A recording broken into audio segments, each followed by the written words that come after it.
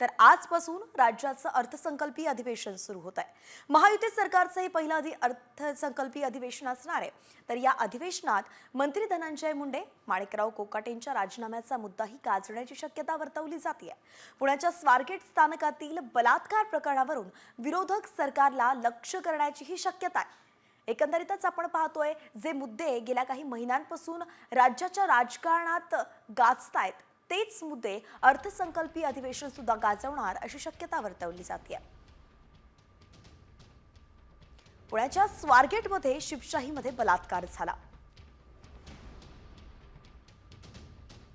तर राज्यात लाडकींची एसटीतली सुरक्षा वाऱ्यावर असल्याचं दिसून आलं। सामच्या बातमीचे पडसादही अधिवेशनात गाजणार असं आता शक्यता वर्तवली जाते।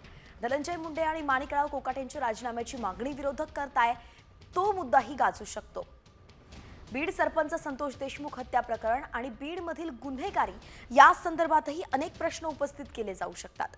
परभणीमध्ये सोमनाथ सूर्यवंशींचा पोलीस कोठडीतला संशयास्पद मृत्यू यावरून सुद्धा विरोधक ताशेरे ओढू शकतात।